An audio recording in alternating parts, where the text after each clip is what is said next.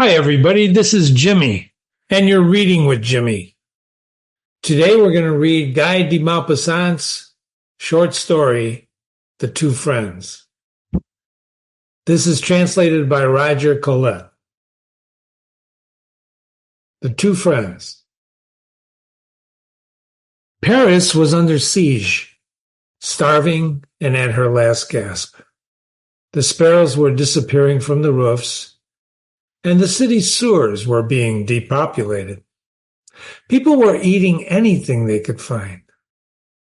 One bright morning in January, Monsieur Mosserat, a watchmaker by trade but an idler by necessity, was walking sadly along the outer boulevard with an empty stomach and his hands in his pockets of his uniform trousers when he came face to face with a comrade in arms whom he recognized as an old friend.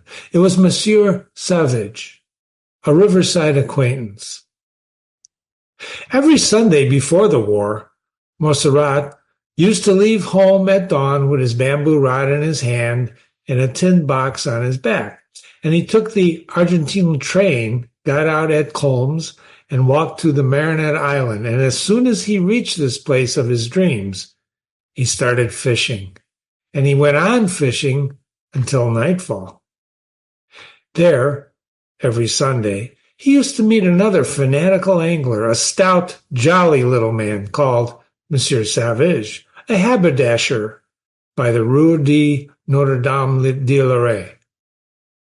They often spent a half a day sitting side by side with their rods in their hands and their feet dangling over the water, and they had become firm friends.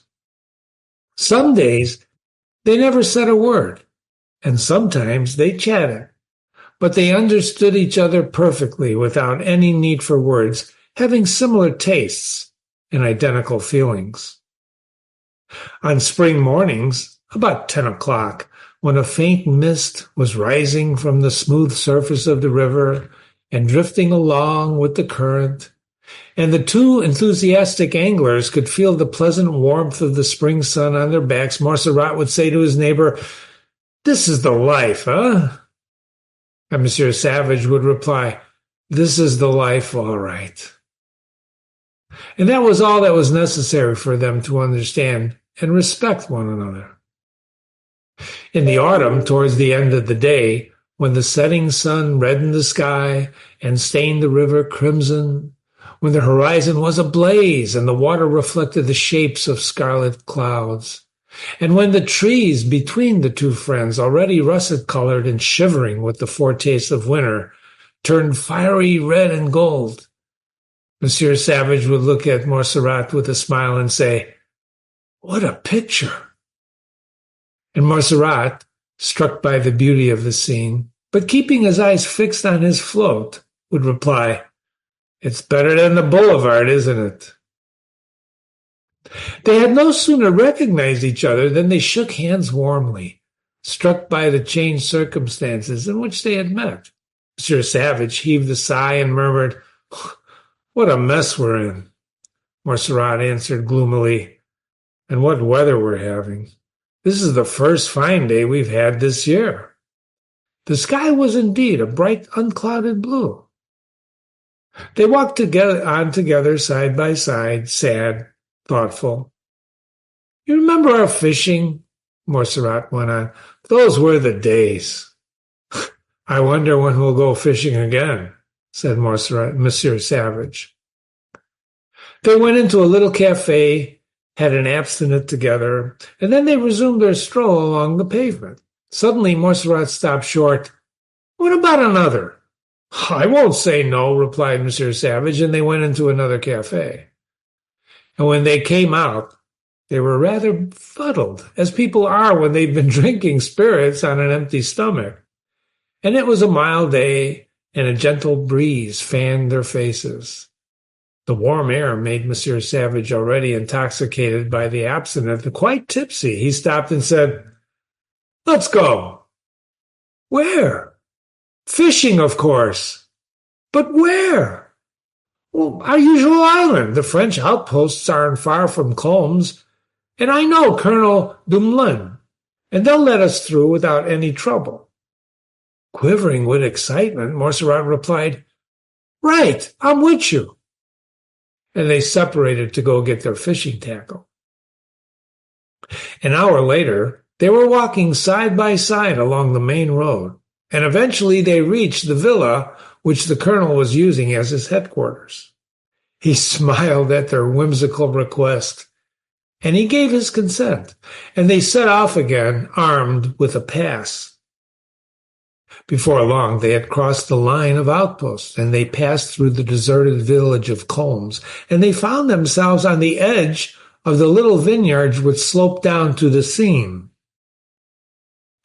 It was about 11 o'clock. Across the river, the village of Argentière looked dead. The heights of Orgeat and Sanois dominated the whole countryside, and the great plain which stretches as far as Nanterre was empty, completely empty, with its bare cherry trees and its gray fields. Pointing to the high ground, Monsieur Savage murmured, "The Prussians are up there." And a paralyzing sense of anxiety took hold of the two friends as they looked at the deserted scene. The Prussians!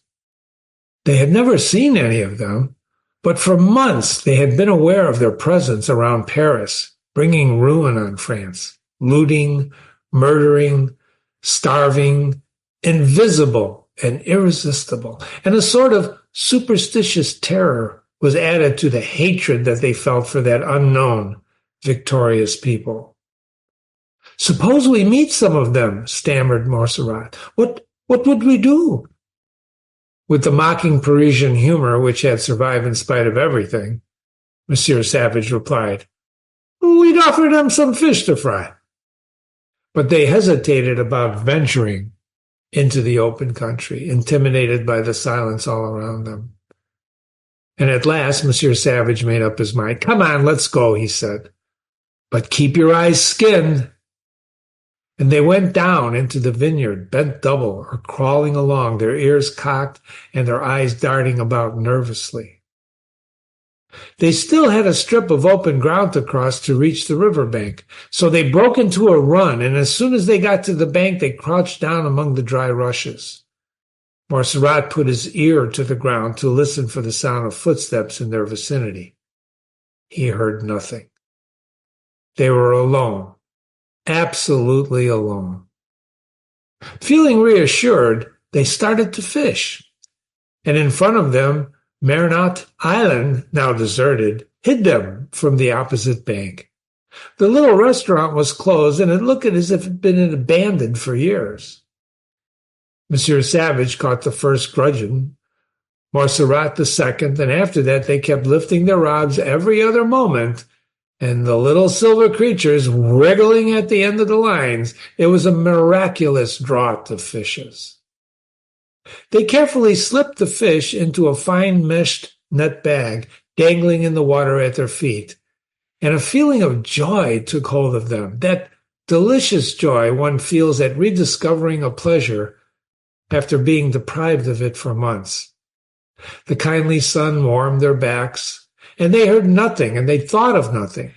The rest of the world no longer existed for them. They simply fished.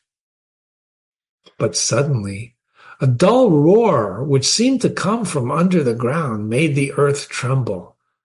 The big guns were opening up. Montserrat turned his head, and above the bank, away to the left, he saw the great bulk of Mount Bellon, its summit sporting a white plume, a puff of smoke it had just spat out. And the next moment, a second puff of smoke came from the top of the fort, and a few seconds later, a boom of another detonation reached their ears. Others followed, as in quick succession the hill sent out its deadly breath, emitting clouds of milky vapor which rose slowly into the peaceful sky to form a cloud above the fort. Monsieur Savage shrugged his shoulders. "There they go at it again," he said.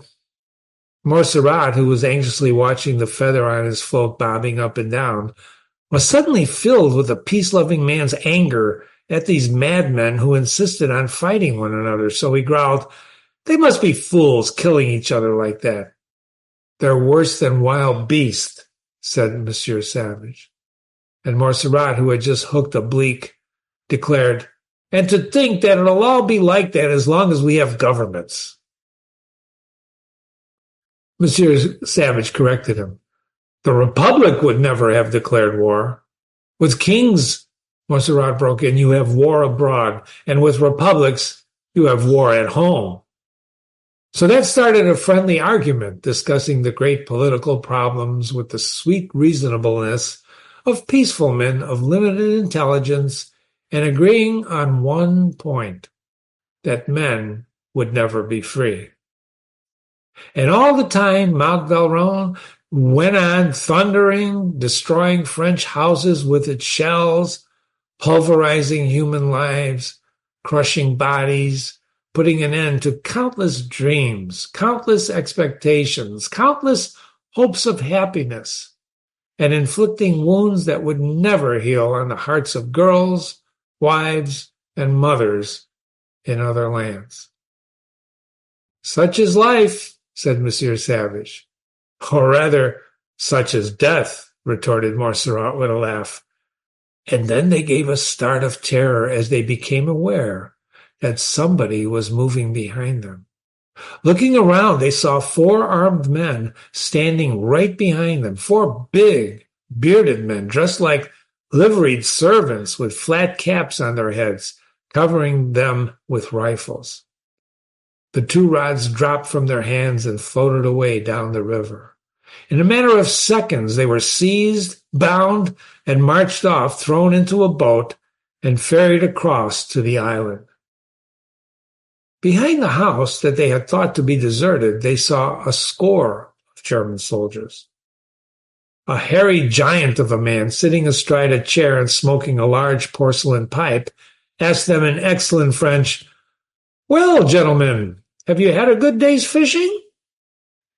Just then one of the soldiers deposited at his feet the net bag full of fish, which he had taken care to bring along. The Prussian officer smiled. "Ah, I see you weren't doing so badly. But that's not what I want to talk to you about.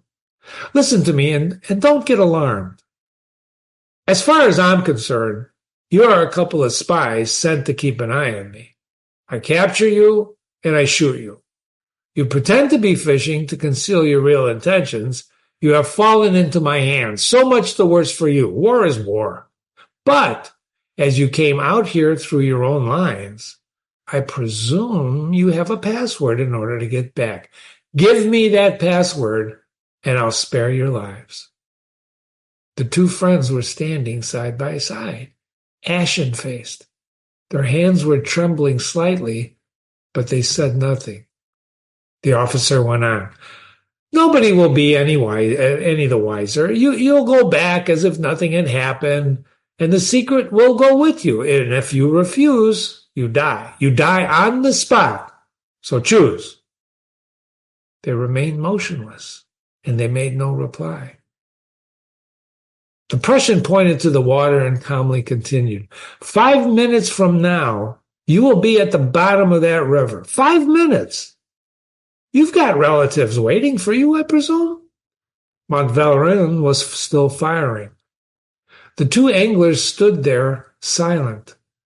The German gave an order in his own language, and then he moved his chair so as not to be too close to the prisoners. 12 men took up a position at a distance of 20 paces, their rifles at the order. "I give you 1 minute," said the officer. "Not a second more." And then he suddenly got to his feet, went over to the 2 Frenchmen, took Montserrat by the arm, and led him to one side. "Quick, the password," he whispered. Your friend will never know. I'll pretend I've relented."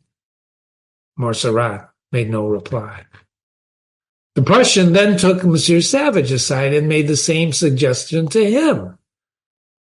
Monsieur Savage said nothing, and they found themselves together again, side by side. The officer gave an order. The soldiers raised their rifles. Just then, Montserrat's eye fell on the net bag full of gudgeon lying on the grass a few feet away. few feet away. The pile of fish, which were still wriggling, glistened in a ray of sunshine, and he felt a momentary weakness. Try as he might to hold them back, tears came into his eyes. "Goodbye, Monsieur Savage," he stammered. "Goodbye, Monsieur Montserrat," his friend said, and they shook hands, trembling uncontrollably from head to foot. "Fire!" shouted the officer. 12 shots rang out together. Monsieur Savage fell forward like a log, and Montserrat, being taller, swayed, spun around, and fell across his friend's body. He lay there with his face to the sky, while blood gushed out of the holes in the front of his tunic. The German gave another order. His men dispersed and came back with some lengths of rope, some stones which they had fastened to the feet of the two dead men, and then they carried them to the bank. Mont Valérand was still firing all the time, capped now by a huge cloud of smoke. 2 soldiers took Montserrat by the head and feet. 2 others picked up Monsieur Savage in the same way, and they swung them backwards and forwards, and they threw them as far as they could. The bodies described a curve in the air, and then, weighted by the stones, plunged feet first into the river. The water splashed, bubbled, and quivered, and then became calm again. A few tiny waves spread to each bank. A little blood was floating on the surface. "Still perfectly calm," the officer murmured to himself. "Now it's the fish's turn." As he set off back to the house, suddenly he noticed the bag of grungeon on the grass. He picked it up, examined it, smiled, and shouted, "Wilhelm!" A soldier in a white apron came running up. Throwing him the 2 dead men's haul, the officer said, "Fry these little things for me straight away while they're still alive. They'll be delicious." And then he lit his pipe again. You've been reading with Jimmy. That was Guy de Maupassant's 2 Friends. Learn more by watching the ongoing analysis of this short story, but be sure to visit and read other classics with Jimmy on this website. Remember, if you have any questions, Jimmy@readingwithjimmy.com, Jimmy@readingwithjimmy.com. Wasn't that a great story? What a writer.